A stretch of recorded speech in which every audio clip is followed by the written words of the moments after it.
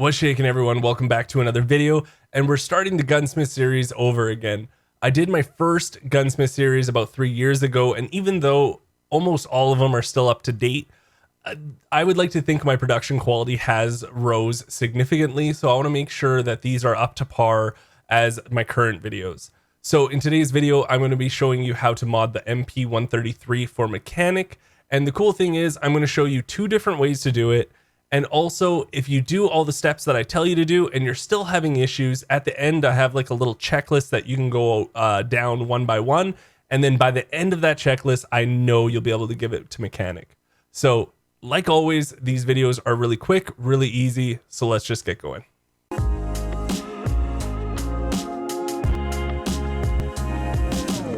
So the first thing we're going to want to do, of course, is get the gun itself. We're going to need to get an MP133. This is from Jaeger level 1. Now, Jaeger's not available right away. You need to get to level 2 first. And then after you do that, you go to mechanic. He'll give you a task called introduction, complete that, and then Jaeger opens up to you.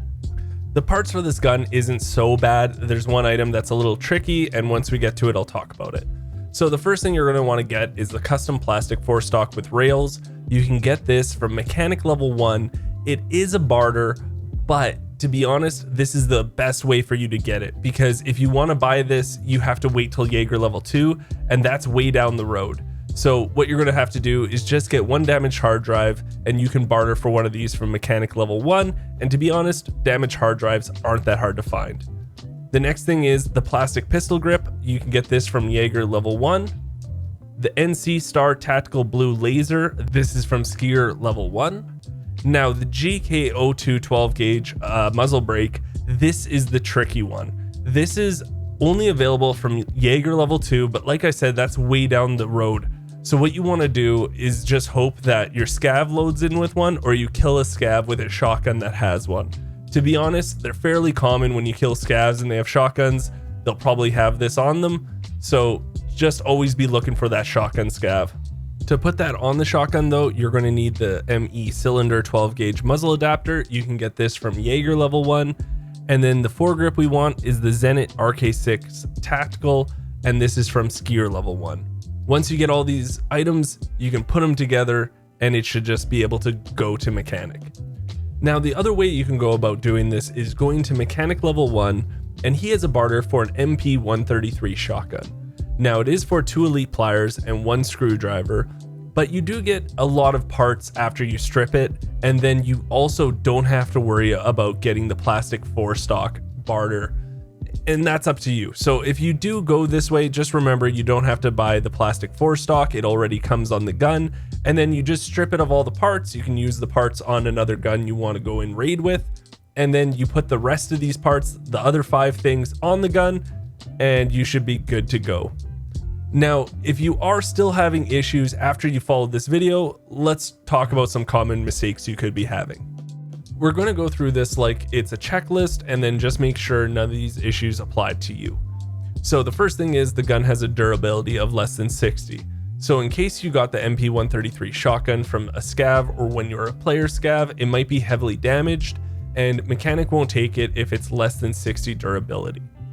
The gun is overweight, so if this is the issue, if your gun is too heavy, just make sure there's no ammo in the magazine and in the chamber. The gun is bigger than 4 cells total. So remember, after you modify this gun, it should be a 1x4 gun in your inventory. If it's any bigger, you probably have a longer barrel on it, and you just want to make sure it's a 1x4. So you want to make sure you get the stock barrel for it. It has more recoil than 850 total. So when you add up the horizontal recoil and the vertical recoil, it should come up to 850 or below. Has less than 47 ergo. So you want to make sure that the ergo is 47 or above, and if it's any less than that, that's your issue. And lastly, the magazine size on it is less than 6. Just make sure when you're using the shotgun and you're giving it to him, the magazine size is 6. And after that, it should be as easy as just giving it to mechanic and you're done.